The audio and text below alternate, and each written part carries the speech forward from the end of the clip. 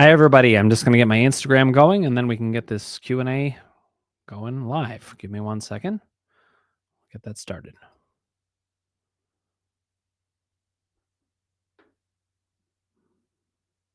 There we go. That took a little while. Okay, we are set to go. Hi, everybody. Welcome to Crushing Doubts Q&A. That's Thursdays at 6 p.m. Eastern, 3 p.m. Pacific. I'm really excited to be here, as always, talking with you about mind-body issues and getting your questions answered, and I'll explain why I feel that is so important in a second. But I did want to just let you guys know something about next week. Next week, I'm going to have Adriana Bucci on. She has an Instagram following under something called Let's Get Your Shift Together. And she talks about narcissists and narcissistic relationships, or relationships with narcissists for that matter. And ways to deal with them, ways to spot them, ways to change how we interact with them. And I thought that would be a great thing to have us talk about here on my Crushing Doubt Q&A for multiple reasons. But one, it fits very well with my concept of power and how to change things within yourself and change things with how you're interacting with people so that you can be in power, because a narcissist will take away your power. For sure. So she's going to come on and talk about that. The other reason I thought it would be nice is that from the perspective of the U.S., we are about to have Thanksgiving the following week after that, and I will be off for that, so I won't be there for the Q&A on the 29th. But a lot of people are going to sit down with their families, and lots of families have people in there who can be very narcissistic and take us out of our power. So I thought it would be a good way to talk about that as a community, and how we can support ourselves when we go into those situations. So we'll be talking, at least for some of the time. I don't know what the percentage of the time will be that she'll be on versus not, but you'll be able to ask her questions. You'll be able to ask me questions. You'll be able to ask us questions, and we're going to answer them as they relate to her way of seeing it, my way of seeing it, and look forward to doing that. So I just wanted to announce that. Let me say some hellos to some people, and then we'll get into this Q&A and what it is that we are going to be doing in it, as usual. Hillel says, hi, Dan and everyone. Good to see you here. Shelby Geyer, thank you for joining us on Instagram. Tammy Cohen, it looks like is your name. Thanks for joining us on Instagram. Claudia Warren, good to see you here. And Scotty Styles, thank you for saying hello and for your usual wonderful emojis. I appreciate it. Kasim says, hi, Dan and everyone. Good to see you. Lynn Slavensky says, hi, Dan and the group. Good to see you, Lynn. Susan says, hi, Dan and everyone. Good to see you, Susan. Let's see. Do I need to say it? Dorisa says, hi, everyone. Good. We've got a lot of people saying hello. Beatrice Khan, thank you for saying hello as well. Good to see you all. All right, let's get into why we do this, or why I do this Q&A. So first of all, we are here to talk about mind-body symptoms. And what are mind-body symptoms? They're a lot like what they sound, but it's good to say out loud what they are. The mind can change what happens in the body. And that happens when we have certain feelings or certain thoughts. And if we're staying in those same feelings and thoughts, then everything stays the same in our body. So mind-body experience from head to toe, any symptom, anything that the body can do, the mind process can use it for its purposes. And we're going to get into why it uses these symptoms and how they come up.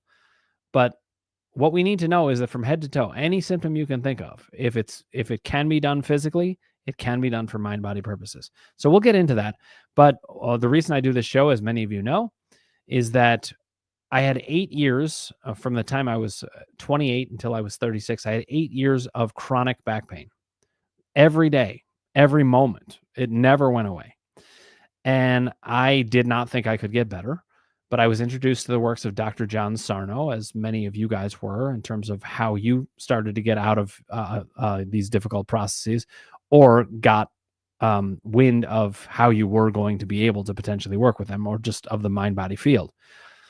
And from that, I was able to resolve the back pain. And it ended up happening pretty quickly once everything clicked into place, because what happened? My mind changed, and that changed what happened in my body. All that tension that I was carrying every day finally made sense. And that is why I do this Q&A, because we need to make sense of things. That's the overarching thing. I have this phrase, you make sense and your symptoms make sense. Shout out to you, Hillel, because I know you like that phrase and how important it is. But it is that important, because we needed things to make sense if we actually are going to relax in our minds and relax in our bodies. So my job is to make sense of these things. Your job is to tell me how it's not making sense or what you need to make sense of for it to make sense. So the way this works is a true Q&A, but not in the typical fashion, because the questions are so crucial. A lot of times Q&As are just, you want to know something and you get some answers and you can think about it. Here, the questions are crucial because otherwise you stay in the same place with that question. And the answers are crucial because those are the things that can break you out of that place. So I'm going to provide my answers, but as always, I encourage you, if I've answered a question and it's not to your full satisfaction, ask the follow-up question and we'll go from there. Now, how am I going to answer these questions? It's going to be within what I call my column system. I came up with this system in looking at my own symptoms and how I got better. And I came to see that mind-body symptoms, typically they're thought of as happening for emotional reasons, which they can, but that's not the only reason. They can happen for how we're thinking, and they can also happen for how we're relating to ourselves. So as I started to think about this and get it organized for myself, I got a lot of results for myself, and then I was very pleased to see it really worked well with other people. So here's how the system works. First of all, it got its name, the columns, because when I started working with people after I got rid of my own back pain, I would ask people to divide a piece of paper into, you guessed it, 3 columns: the emotions column, the doubt column, and the power column. And these are 3 ways we can understand symptoms. So I'm going to break them down for you so that we have a layout of how I'm going to answer these questions, and then we'll get into the questions. The emotions column is for the onset and upticks in symptoms. It's not for those symptoms that have been there for, like 8 years, like my back pain. That was the doubt column. I'll get to that in a second. But the emotions column is, why do these symptoms start in the first place? And if they have been there for a long time, why do they suddenly go up or suddenly go down for that matter? Well, that is for emotional reasons. Our emotions are always going up and down throughout the day and at night. And the emotions column functions, it has a certain function. It has the distraction function. Sarno talked about this in his books. I think he was entirely correct. I just think that I can apply it in a more honed way. And the distraction function is essentially, we don't want to know about an unconscious emotion, so a symptom comes in and keeps us away from that. The symptom is such a dominating part of what we experience that we don't realize what we were feeling. That's what happens with the onsets and upticks. With the symptoms that are seemingly chronic, and I say seemingly chronic because nothing should be chronic, especially not in a mind-body model, we can break the chronicity of these symptoms. But to do that, we've got to change not our feeling, because those change all the time, but our thinking. A lot of times our thinking doesn't change at all. If you believe that herniated discs cause back pain, which they don't, but if you believe that and nothing changes your mind, you're going to continue believing that. And if you continue believing that, you'll have the same physiology coming from that same belief system. So our job in the doubt column is to change the thinking. And symptoms in the doubt column are not there for distraction. They're there for protection. Mistakenly, but they're there for protection. It's like a helicopter parent that thinks we're in danger all the time and wants to keep us out of trouble with the right thinking. And it says, that's dangerous. Keep thinking it's dangerous. If we can convince our minds it's actually not dangerous, the protection function goes away, the symptoms start to break up, and you don't have that chronicity anymore. Okay, now, once you've got the acute and the seemingly chronic under control, that's when you can start to see what happens with power column symptoms. They happen with plateaus, where you've gotten better to a certain point, but it just kind of gets stuck. Why does that happen? It's for a totally different function. It's not distraction. It's not protection. It is communication. There is some part of us that wants to know something, some part of ourselves that needs to be resolved, that we need to get in alignment with ourselves about. And until we do, those symptoms nag at us and they stay. But they stay in a different way than the doubt column, where it's really tends to be high-level symptoms and it's all about what we're thinking. This isn't about what we're thinking. This is about something we need to work out with ourselves. So that's the power column, and we can work out our relationship with ourselves there. I'm going to talk about how these 3 columns work, but that's how I'm going to answer each question. I'm going to analyze it through these columns. Okay, I hope that makes sense. Let me say hi to a couple more people, then we're going to get into some questions.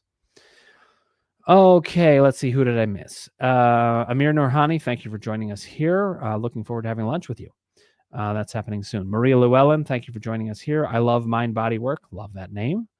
I love the work too. Great. And thank you for joining us here. Chanel, thank you for joining us as well. And Darlene, Thank you for joining us on Instagram. Okay, let's see if I missed anybody on YouTube. Patty Martin, good to see you. She says, hi, everyone. Good to see you, Patty. Okay, we got lots of questions, so now I'm going to dive in. We will start with Mike P. has a question on YouTube. Hi, Dan. What are your thoughts on acupuncture? The TMS community says it's placebo, often citing studies claiming it is no better than sham acupuncture, but that's not true. There are plenty of studies. Let's see if you have a follow-up to that. Plenty of studies showing it is more effective than just sham. Also, it dates back thousands of years in the East. I find it hard to believe countless cultures have been duped this long. Thanks. Thank you for this question, Mike. I'm actually in total agreement with you, Mike. I think that acupuncture is a real craft. I think there's a lot that people who don't know about acupuncture don't understand. I actually do go to an acupuncturist once a month. I find it quite helpful. So one thing you have to remember, I'm a mind-body specialist, but that doesn't mean that I don't believe in bodily experience. Not at all. In fact, there's many ways to understand what's happening in the mind and the body. I find that the mind-body way of understanding is the most helpful way of understanding what's going on and can keep us out of a lot of trouble. But the mind then creates things that are real in the body. That's the whole point of mind-body process. It's in your head. It's not made up. No, it starts in the mind and it becomes real in the body. So acupuncture, I don't know a ton about the details of how it works, but I've experienced that it does really help myself, especially if you have a good acupuncturist. You need somebody who's good in any field that you're working in. But they understand how there's these different, like they call them meridians in the body. And there's disrupted flow that can happen, energy flow. This is my understanding of acupuncture, which don't take my word for it. Ask a good acupuncturist about it. But my understanding is that they can get things flowing again. And it's just another way of signaling to the body, hey, you're stuck. You're too stressed out here. You could argue that it's a way of signaling to the body, this is safer than it looks. You're safe. And it gets it better. So yes, there are studies that show acupuncture helps. I also find it extremely hard to believe that all that wisdom is nothing. There's no way. But I also have personal experience with it. Many people have personal experience with it. The way I want you to think about this is that mind-body experience shows how the things that go on the mind can transfer into the body. It even shows how the things that are happening in your body can start a process in your mind and then begin a cycle. So it's about the interaction between the two. But there are ways to work with the physical, and there are ways to work with the psychological. The mind-body process, as I see it, and as the column system lays out most effectively for me, and I think for many other people as well, is that it organizes the interaction between the two. So in acupuncture, we don't necessarily have a lot of interaction directly with how we're going to structure our conscious minds and what happens in the body. We sit down, they put the acupuncture needles in, and things start to happen based on the knowledge that they have. But my acupuncturist is very knowledgeable, and he seems to know what's going on in ways that I do not. But what I do know is he's addressing what's happening in the body. And what he knows is that he's addressing what's happening in the body because of what's going on in my mind. He knows that. So we're working together on that. Mike, let me see how that fits with your sense. Okay. Hillel says, I have to do something, so I'll put my question here first. And here's his question. Constant sense of danger, physical weight on my chest, even when I'm happy and hanging out with friends. Again, came back an uptick. Don't see how this makes sense. What can I do about the sense of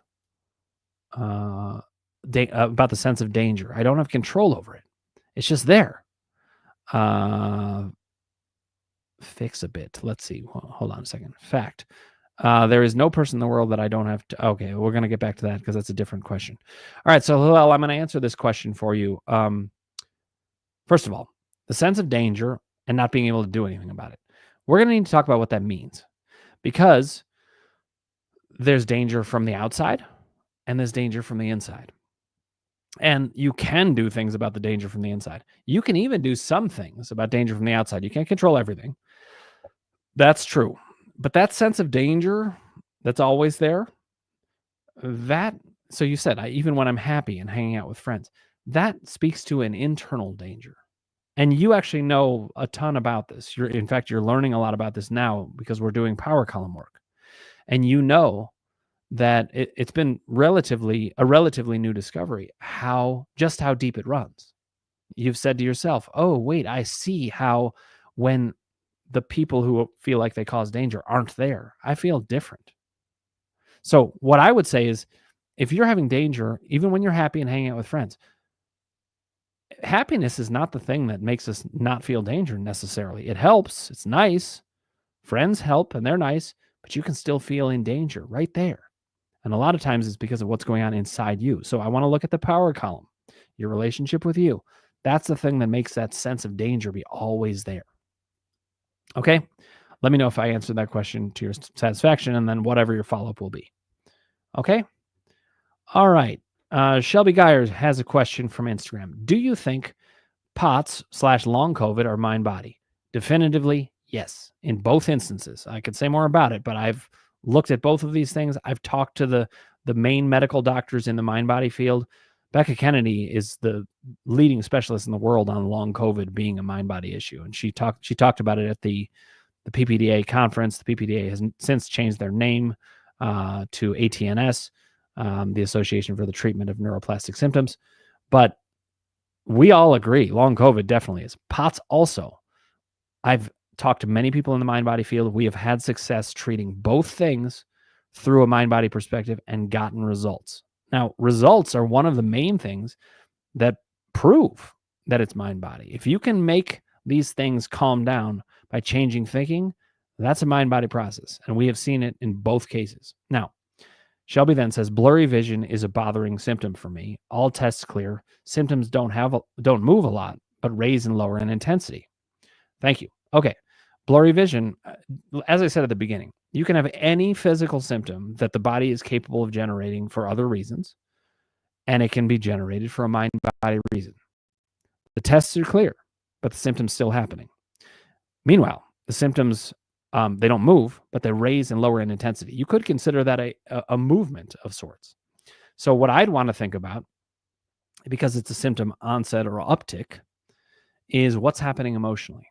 I mean, I would want to bring down doubt about this, Shelby. I would want to get you to a place where you can see, no, I know that this is mind body. And I don't think me just saying it now is going to do it, but it can help, and we can have a conversation. And this is a big part of how I work, is ongoing conversations. So in this Q&A, we're having, essentially ongoing conversations. I want to let you guys know about some other ways to have ongoing conversations with me and to get further in the work. On my website, www.crushingdoubt.com, there are two main resources before my book comes out, which, by the way, that's January 8th, 2025. So sign up for my newsletter if you want more updates about that, and be ready to buy it on Amazon. We want to make that a #1 bestseller right away to get people's attention. But on my website, there are two main ways that you can get support when you're trying to get some answers. One, I have these teaching seminars. Now, they are pre-recorded. Most of the time. I very rarely do a live one these days. I am going to be doing a live one. I don't know when yet, but I'm going to do an updated live one because I'm always learning more. And so now I'm going to update it. And listen, the seminar as it exists now is still excellent. There's just going to be some points that I'm going to hone in the new one. But you can get those seminars, which are incredibly useful in helping you understand the mind-body field and why one person says this and another person says that, which is incredibly important because it all has to make sense. It all has to make sense, or none of it does. So these seminars can help you make sense of things. But the #1 way you can interact with me these days is in my group memberships calls, which are Zoom calls. They're a lot like this, but they are private Zoom calls. They're not recorded. And you don't have to come on face-to-face, but we get to have an interaction where I might ask a question or you might ask a question. We get so much further in one sitting. So what I was just saying to Shelby, all the things I said, they might bring up particular questions.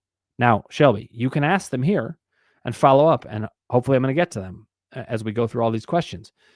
But in the group, you'd ask them right there, right then. And we just get a lot further. We would get to target, what is it you need to know to feel that this makes sense, that you're going to get where you need to go? And I won't know what those questions are. So there's a way that we can get much further in these group calls. And so I just wanted to put a plug in for them. If people are interested, you can always contact me if you have questions about them. dan@crushingdoubt.org. You also can just go to the website. It's .com or .org, www.crushingdoubt.com or .org. And you can check out the information there as well. Okay? So, Shelby, hopefully I answered your question to your satisfaction, but please do let me know. Then Shelby did say, "Will add, I fear a specific structural issue. I have a deep fear of a specific structural issue that my mind thinks about all day. Was tested for it a few years ago, and it was negative." Okay, so what I would suggest, Shelby, if you're comfortable with it, and you don't have to do it here. If you're not comfortable doing it here, then let's do it. I was going to say offline, but everything's online these days for me. Send me an email with that, and we can explore whatever it is. But you got to get your question answered. If you're worried about that, your mind continues to worry about that, and that's doubt. Worry is a form of doubt. In fact, the 4 forms of doubt are fear, confusion, lack of certainty, and questions. If you're even wondering about something, if you even have a question, which is so frequent, then that means you have doubt. It's not bad to have doubt. We all have doubts, but we do need to work to get them resolved. Shelby said, familiar with Reiki? Thoughts on it? Okay, so I'm familiar with Reiki also, though I've never tried it myself. My feeling about this is there's a lot of wisdom in the world in a lot of different ways. None of us know everything. And so what I do is I look for the people who are experts in their area, that do things that make sense, that don't go against the things that I have already seen and know. It's got to all fit together. So a lot of people swear by Reiki. I don't know the details of it, but I think there's a lot of wisdom in lots of different areas. It sounds like there is in Reiki, especially among the best practitioners. But I will say this also, all of these fields they enter the flow of the mind-body field anyway, because they change how we're thinking. We get a treatment of some kind and we think, maybe this will help, or I believe this can help. Or if we don't believe it can help, our minds are going in particular directions. So everything ends up being a mind-body thing in a certain way. Susie Cairns, thank you for joining us here. Felipe Cabrera, thank you for joining us here. And Maggie Sterling, thank you for joining us here as well. Please do let me know if you guys have any questions.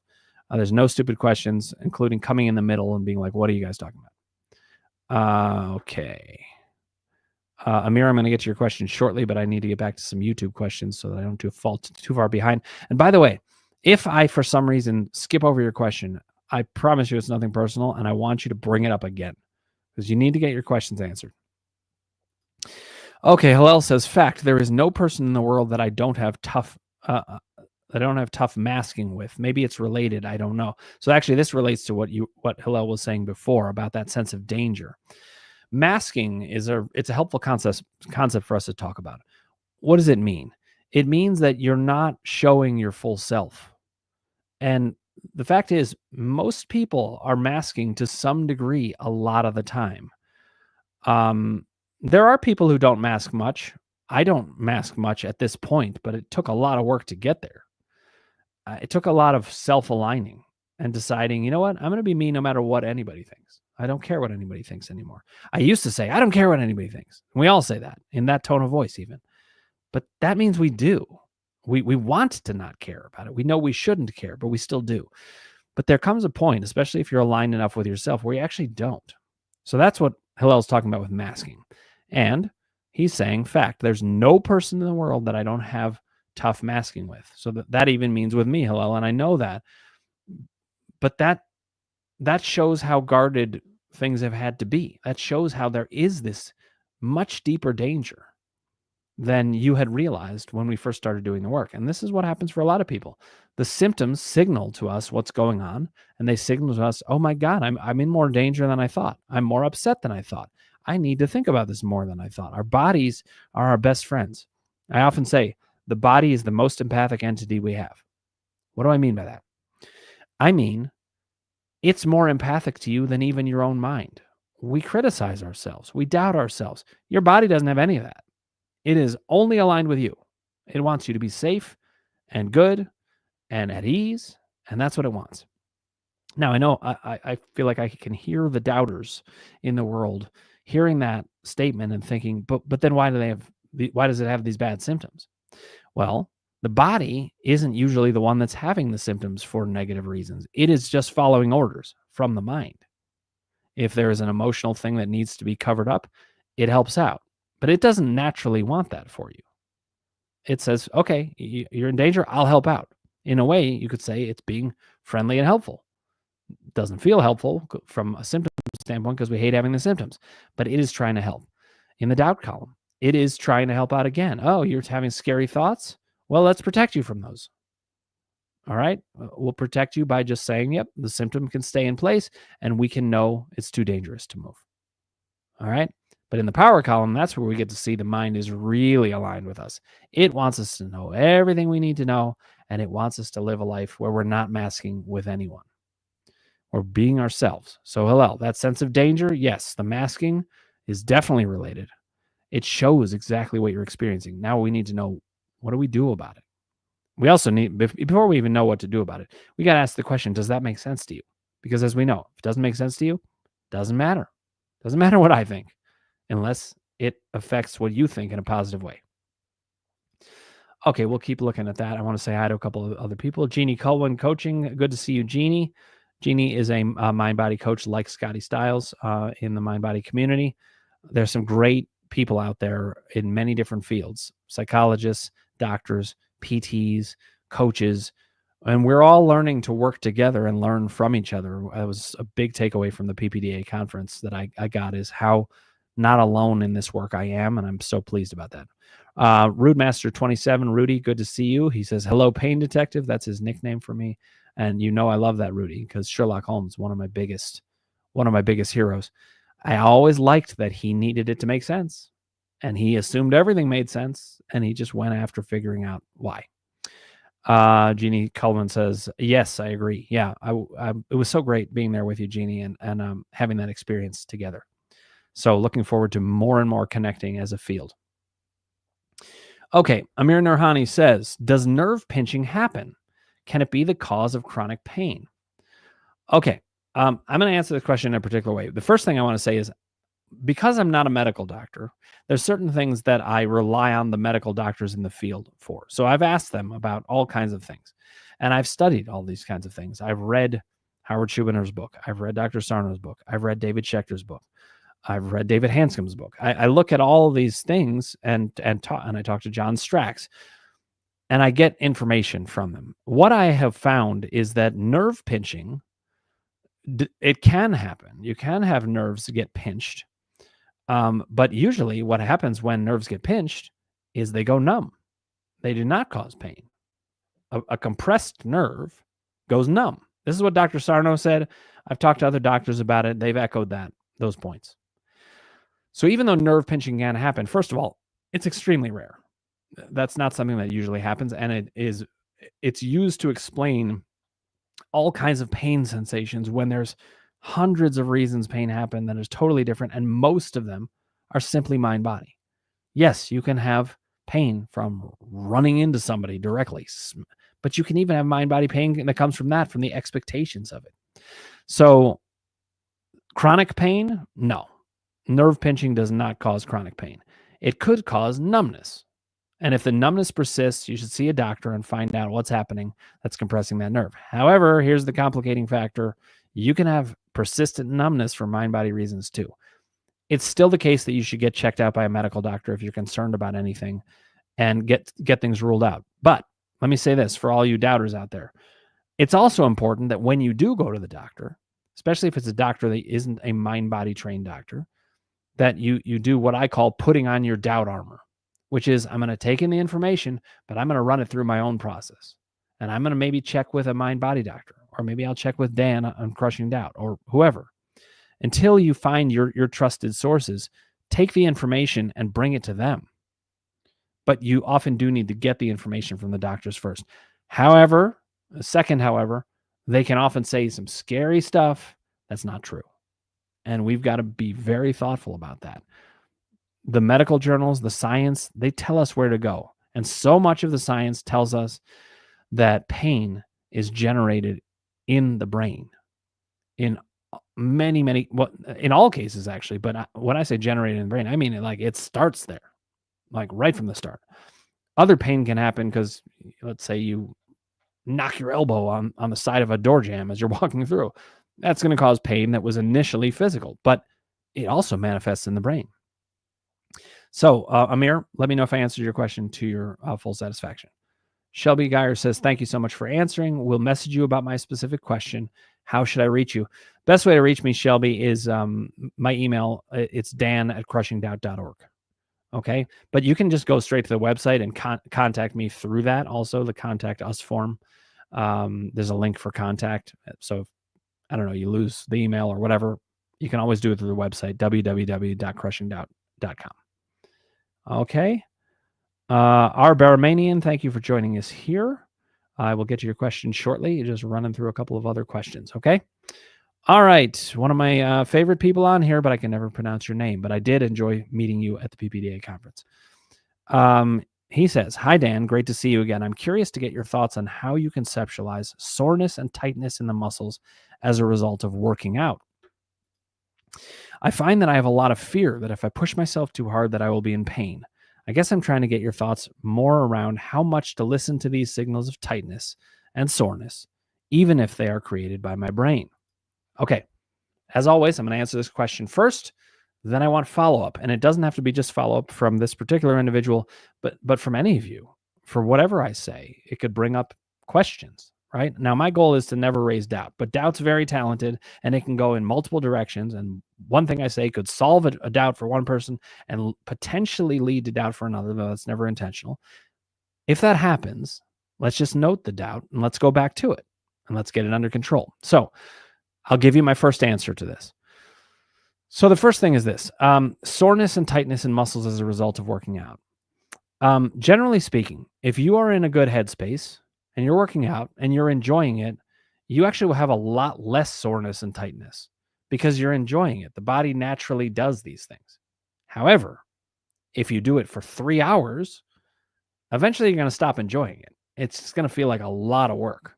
And then the tension can start to build in. So typically speaking, you're not going to get nearly as much soreness and tightness working out if you're enjoying it. That's one thing.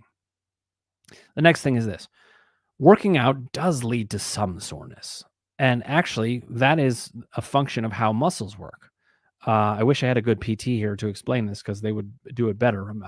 I'll have a good couple PTs on when I open the podcast back up for interviews, which will be in January also when the book is out. But my understanding is that the reason we get soreness in muscles when we work out, I'll deal with tightness in a second, but soreness in muscles is usually because what's happening is the muscles actually do kind of, I don't want to use this word. People say the word tear. That's not what you think it is. The fibers, they break up a little bit as you're exercising them, and that signals to the brain to build them up. So that's the reason we get stronger from doing these things, and it's the reason we get some soreness. But you shouldn't have a huge amount of soreness. If you have a huge amount of soreness, the more severe a symptom is, the more likely it is to be mind body. So you should be able to work out just fine with, some minor soreness, but it should go away. Also, take note, everybody, pay attention. Does it come and go? Does it happen right after the workout? Does it happen only the next morning? And challenge that, because a lot of times a huge proportion of that soreness is going to be mind body. Same thing with tightness. Now, when you want to listen to your body, because that's the other question, when do you listen to those signals? Is when it really is hurting. When it's really hurting a lot, especially if it's sharp pain that lasts, or if there's popping noises. Listen, let's be careful about this. There can be popping noises for mind-body reasons. I'm not saying any of this isn't mind-body, but when it's sharp, when it lasts, when there's kind of violent movements or big pops, then you want to listen and you want to just maybe get it checked out. That being said, you still need to challenge, maybe this is mind-body. So if you're worried about it, go to a doctor. But otherwise, you can assume it's mind-body. A lot of these things happen, and a lot of the intense symptoms end up being mind-body. Okay, I hope that answers your question, my friend, but let me know. All right. Karen Isaacs, good to see you here. She said, love what you just said about acupuncture and bodily experience. Funny enough, I stopped acupuncture after 20 years I see. You stopped it during COVID after 20 years. Okay.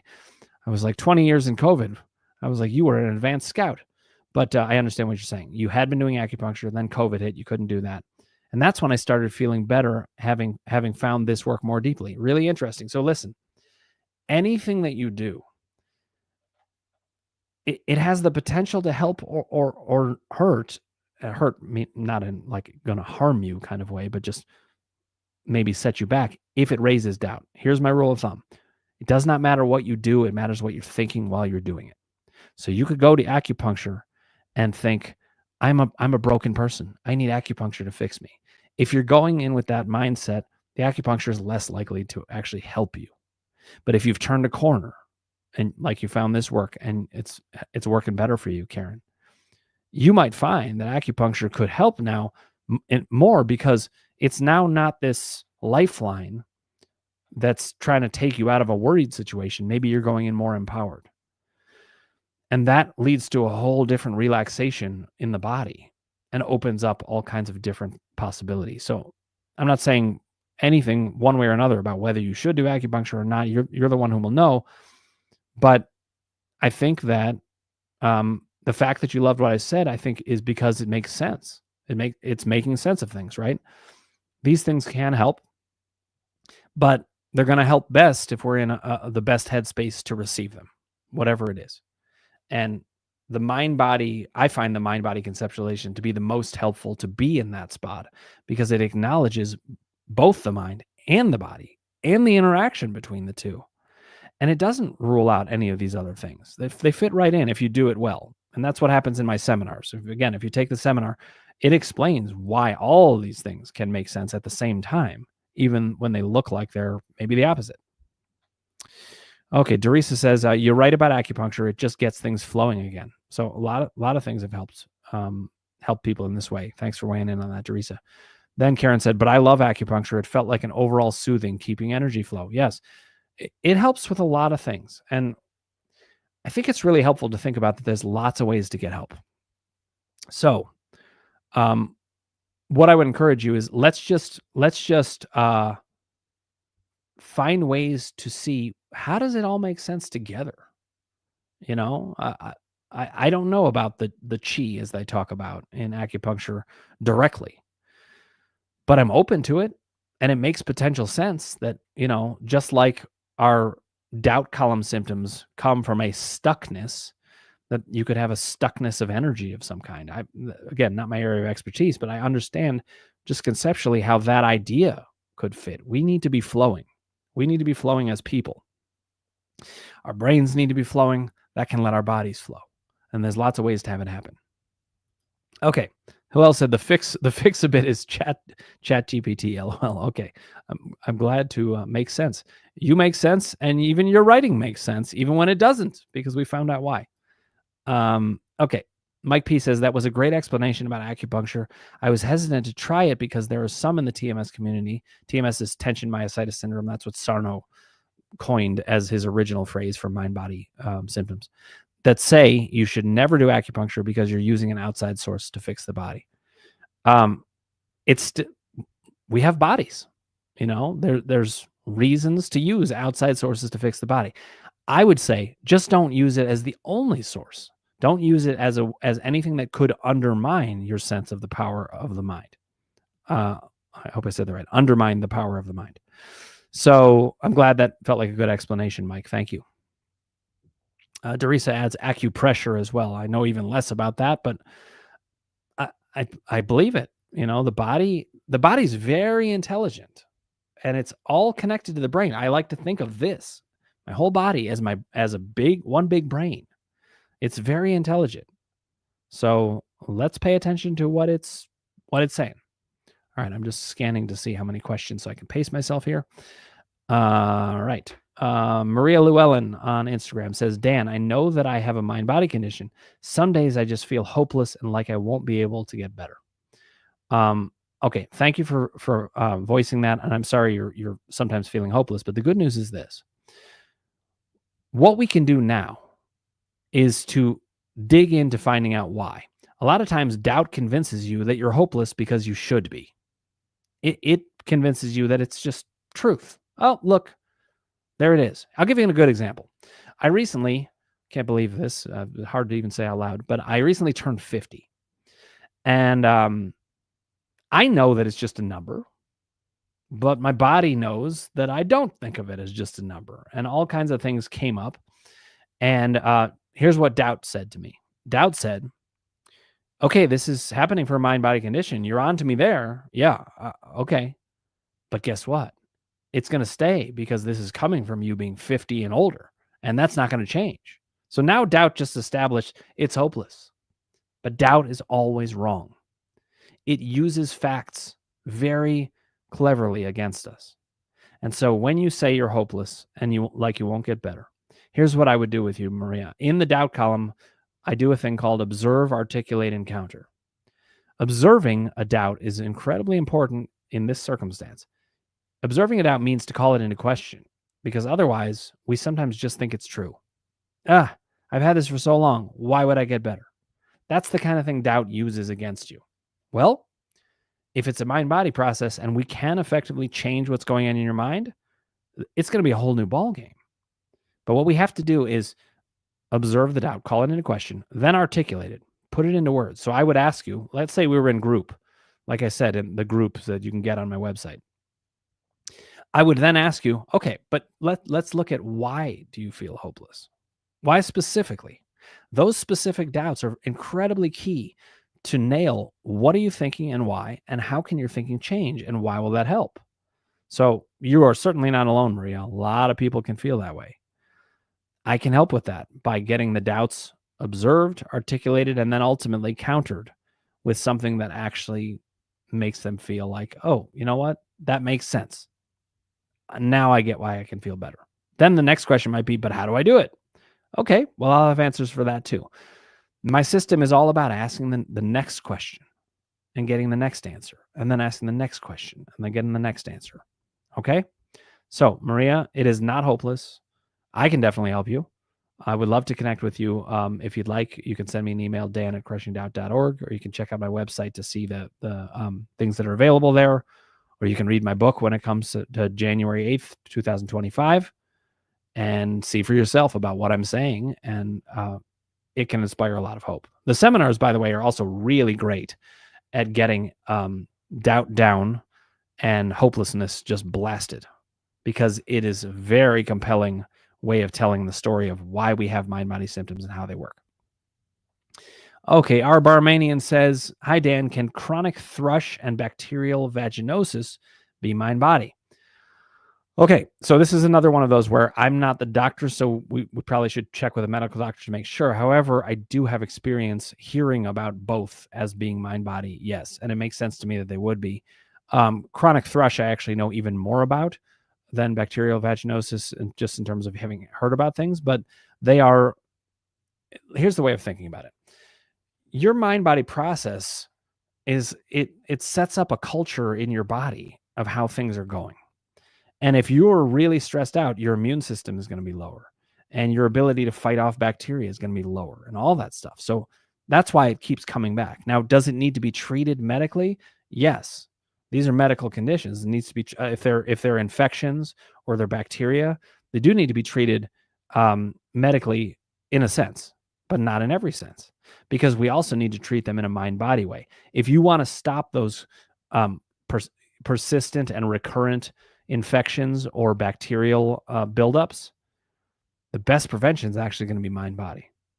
So this again shows this is a mind-body process. We need to deal with the mind and the body and the interaction. So therapy and trauma processing can help deal with the mind, and the medical and acupuncture and these other fields can help deal with the body. But the mind-body process is where we can break that cycle, really, and recognize, oh, this is why I keep getting this. I'm struggling in this way, so it keeps happening over and over. Okay, our Barmanian, please do let me know if you'd like me to call you by a different name, first of all. And secondly, if I answered your question to your full satisfaction. Bloom with Alex Ross, good to see you here. Debbie Grubbs, good to see you here as well. Jamie, thank you for joining us here. Rita, good to see you. She says, hi, Dan. Sorry I'm late today. Not a problem, Rita. I do look out for you. So I was like, Rita's not here today, but you are here today. So I'm glad you were able to make it. All right. I'm going to keep going with questions. If I did miss anybody, do let me know. Rudy says, I live here in Fresno, California. I have no mind body doctor, and I've looked around and I haven't seen anybody that practices that field. Okay, so a couple things. Oh, then he says, sorry for the misstep. No worries. I actually edited it out when I read it anyway. So first of all, one of my goals as I think about this as like a 30 to 40 year plan is I want it to be the case that this becomes a very regular part of medicine in general, so that everybody everywhere has a mind body doctor that they have access to. We need more and more of these. It needs to be part of medical school training. So in the long run, Rudy, I'm on it. In the short run, though, we got to do something. Because if you need somebody, we got to help you find them. Now, here's one potential example. I actually can't remember where geographically Fresno is in California. I know it's in Central California, but I can't remember how far away it is from LA. I do know one of the great mind body doctors in the field, David Schechter, is in Los Angeles. And you don't need to see a mind body doctor in person that often. So if you can just go once, then you get checked out for it. They can give you that mind body diagnosis and you're back on your way. And then a lot of them work virtually. Another good couple doctors that can help in various ways. Dave Clark is in Oregon. I believe Becca Kennedy is too, actually. I need to check on that. But for some reason, I've forgotten that. But these doctors often do work remotely. It's a very big part of the field now. Alicia Batson's in Nashville, so you don't want to go to see her in person, but she's another one who is online. And that's true for a lot of therapists now these days, especially in the mind-body field. We understand there's a very limited amount of us, and people need access to us. It's one of the reasons I built the groups is I was like, I got to handle a big flow of people, and they got to be able to see me. They got to be able to ask questions. It's another reason I do this Q&A. So don't despair, Rudy. We can find somebody who fits into this. There also may be people in Fresno that these people know. So we hook into the network and we find out, who can help. But if you need answers, we can get them for you. Meanwhile, I do want to acknowledge it's not easy for some people to travel. Some people can't afford it or they don't have the time. And so I'm not saying this is easy, but as always, I'm going to note what the problem is and find a solution. All right. Mike P says, in that way, it's like, so he's talking about acupuncture. It's like a chiropractor trying to fix back pain because it's an outside treatment trying to fix the body, but the source of the issue is the mind. So any treatment fixing the body is a waste. That's how some people do think of it. But again, I think it's about how are you thinking about it? That's going to determine what happens with that. So Bloom with Alex Ross, you had a comment. It was, I love that. It's all about the intention behind it. I think that's what you were referring to. If it's not, do let me know. Sometimes I get to questions so out of order or comments so out of order that I don't know what it's referring to, but I think that's what you're referring to. Really important what we're thinking about it. You go to do a physical intervention, but if you're thinking about it as this is a way to address the mind-body symptom that is developed in the body and get me back to doing the mind-body work better, that's a great intention. But if you're going because you're like, my body's broken and it needs to be fixed, mind-body process or not, this is the person who can help me because it's a body thing. Well, then you've locked yourself out of the mind part. Okay, so Alex Ross, I do think that's what you meant, but please do let me know. I see your comment. You said, love this, Dan. Everything is connected to the mind-body connection, including infection. It really is true. My brother had strep throat like 6 times in a row in one summer. And the doctors were like, I can't make any sense of it. And at the time, I wasn't even a mind-body expert, but I was watching it and I was like, that doesn't happen. There's something going on. And he was very stressed about something. And so I kind of was already onto it even then. Okay, I'm glad that's resonating with you, Alex. All right. Hillel has a follow-up. Uptick with friends is definitely related to the masking of me hiding everything from everyone, even them. Yep, it's painful to not be aligned with yourself. But I don't see how unmasking will make the sense of internal danger go away. Oh, well, actually, here's the way I think about it, Hillel. We're going to make the internal sense of danger go away before you unmask. You're not going to even be able to unmask when the internal danger is there. That's like telling somebody to not run away from a lion that's chasing them. It won't happen But if we actually bring the actual danger down and you actually feel safe, that masking won't be needed anymore. And you're already getting there. And by the way, part of how you come to feel safe is things making sense. So your internal danger has already gone down and the masking has gone down. It's not perfect, but it's on the way. Okay. Kasim, good to see you here. Kasim says, question. I keep hearing that having meaningful connections like friends is crucial to a full life. I still am having resistance to making friends. I just don't feel the need to have them. This has gotten worse over the last year or so. The fear of rejection and trust still an issue. Any thoughts? I have plenty of thoughts, Kasim, but we're going to start off with my initial thoughts and you'll do follow-up, whether here or the group or wherever. My thinking is this. Everybody tends to want connections, but if connections are stressful, we don't want to have them so much. So there's lots of people who don't want to have connections. I'll put that in quotes, that don't want to. What they really don't want is the stress. If you could have connections that weren't stressful and made you feel loved and made you feel safe, and you could have them there when you want them and not there when you don't, so they also don't wreck your sense of having alone time when you need it, which sometimes some people need a lot of, then it would all feel good. So when you say it's gotten worse over the last year, I think that that's because you're actually getting in touch with something that's been there really all along. I think that you have felt in danger around people. And this fear of rejection and trust still being an issue, absolutely the case, but we're working on it. So here's the way I think about it. Don't even evaluate whether you want to have friends or connections all that much. Focus first in the mind-body work on your relationship with you. The way the columns flow is we start by bringing down doubt, then we go to the emotions, and then we move over to power. You get to power typically last. Well, Kasim, you are at that point. You've been working on power primarily. Occasionally, we need to bounce back and nail a doubt, maybe even more than occasionally, but we need to do that. But everything is still flowing towards power. Focus on having that good relationship with you, and this is going to take care of itself. You might be somebody who ends up feeling like, I like my alone time. I don't actually like to be around people that much. That's fine. You don't need to have friends, not necessarily. You need to have a good relationship with you to have a full life. There are people who don't really want to have that. That's fine. I think what you'll find, though, is you probably will enjoy those if they could be safe. Okay, that's a start, Kasim, but do let me know what you think. All right. Let's see. I got to skip back because I missed something. Okay, Amir Nurhani says, the issue is that some surgeons treat based on the MRI rather than the patient. A lot of them do. If there is a pain and bulging disc, a correlation is assigned and potential surgical processes are offered. This is actually, unfortunately, the typical way it goes, Amir. Absolutely. So that's why when we go to a doctor, we've got to put our doubt armor on, because they could send us down that path very easily. But David Hanscom is a former back surgeon. I don't think he still does procedures, but he basically has come to see they're very rarely needed. And much more often than not, there are these structural issues that are being labeled the problem, and they're not. They're not the problem.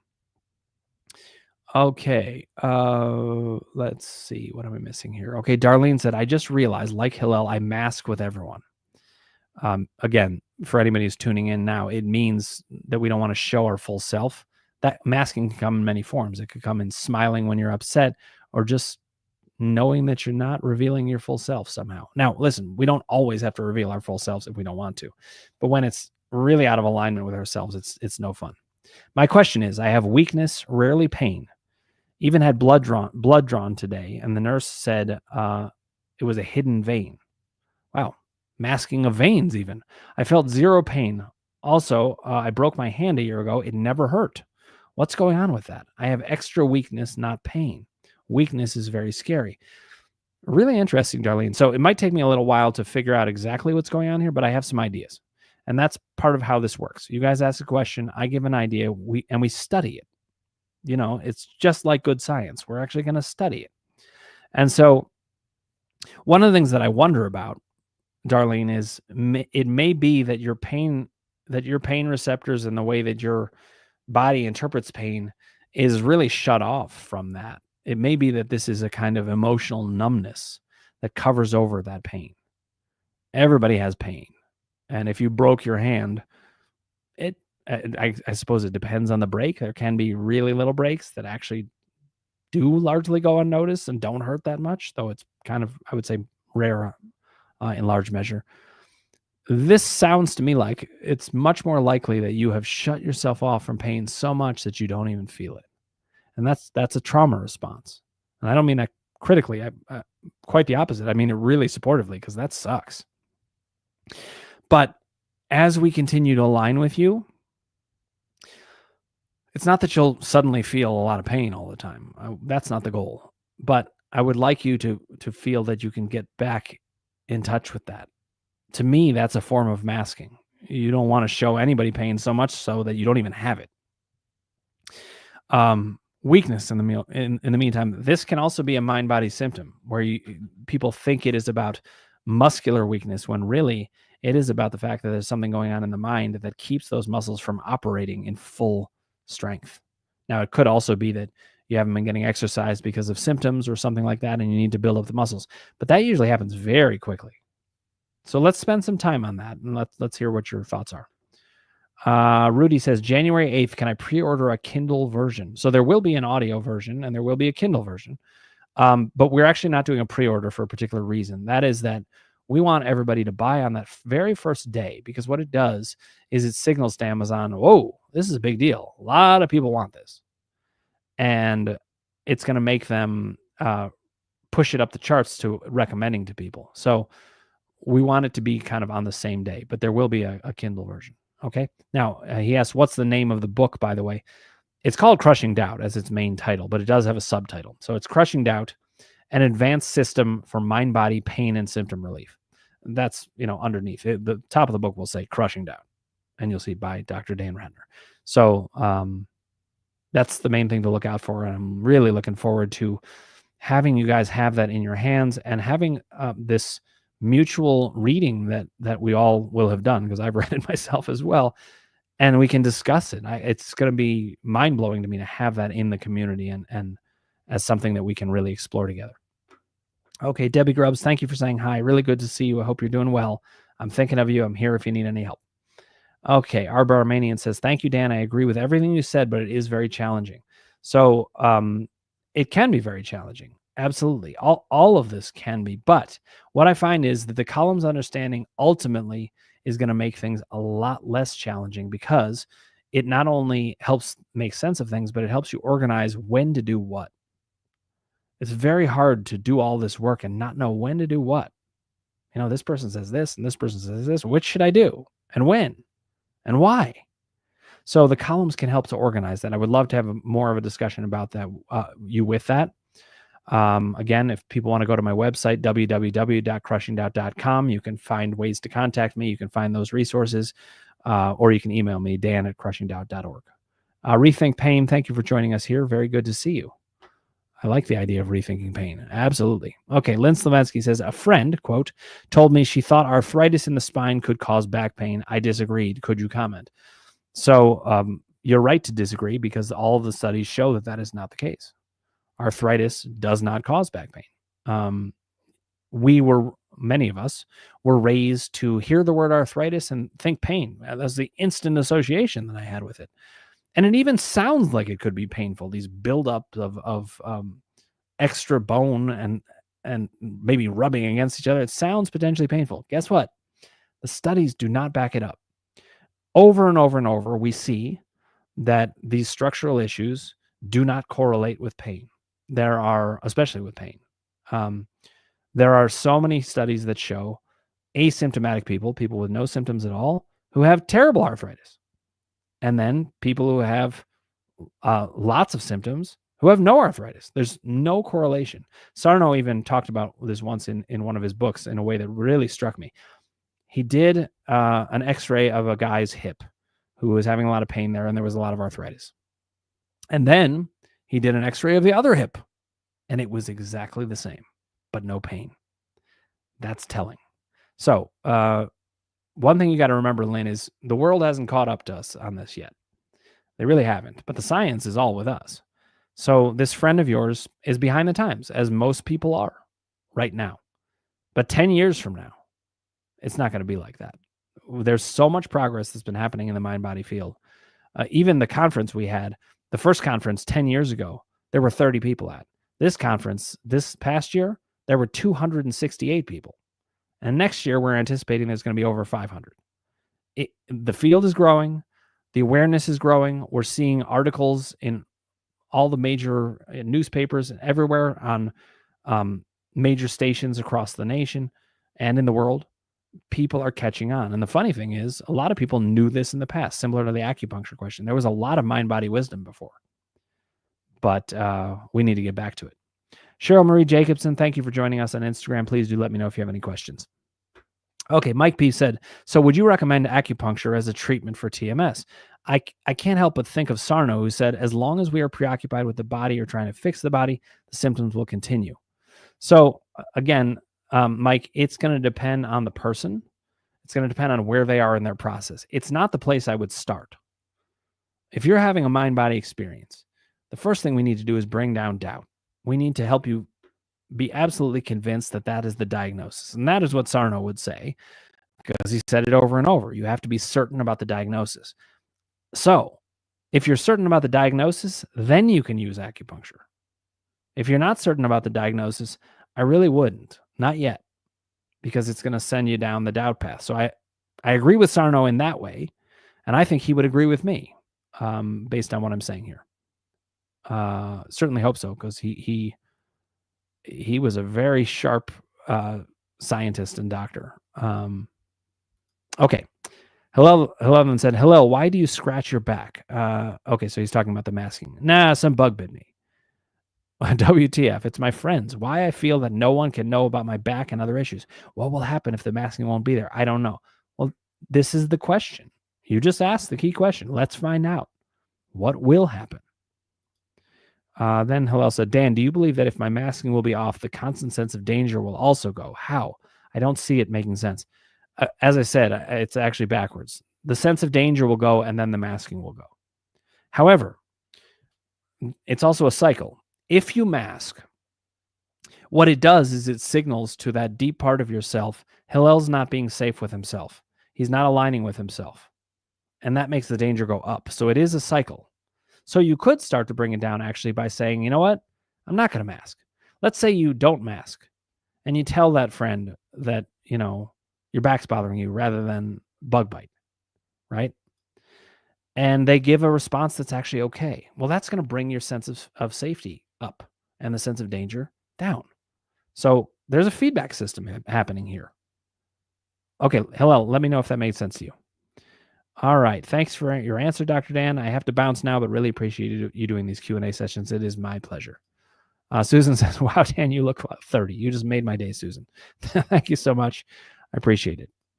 All right. And then Hillel said, definitely, I doubt that you're 50. LOL. Wordplay. Hey, that's the best use of doubt I've ever seen. I love it. And Rudy says, you the man, Dan. I appreciate it, Rudy. Thank you so much. All right, let's keep going. I got to pace myself and make sure I can get to these questions. Okay, we're going to do a bit of a speed round now because it is late in the evening. But Teresa says acupressure is just applying pressure to the trigger points. That's what I figured from context, using hands and fingers rather than needles. And Qigong is beneficial to release tension. There's so much wisdom in a lot of these practices and ways of thinking about it. Hillel then said, got that. The masking makes sense. That's why I can't force it to go away. Typically, that will be the case. You need to bring down the danger first. Same for internal danger, but the internal danger is the force driving the masking. Danger is the root. Masking is the symptom. That's exactly right. 100%. Well said. All right. Hillel said, once your answer, my pain lowered from 5 to 6 to 3 to 3.5, and the sense of danger and weight on my chest lowered from 5 to 2 to 3. Really interesting. That cannot be an accident. Absolutely not. If things change from just words, not only is it mind body, but we're on to something. Patty says, Dan looks even younger in person. Patty came to the PPDA conference. I got to see her in person. A great pleasure. Thank you, Patty, and thank you for the compliment.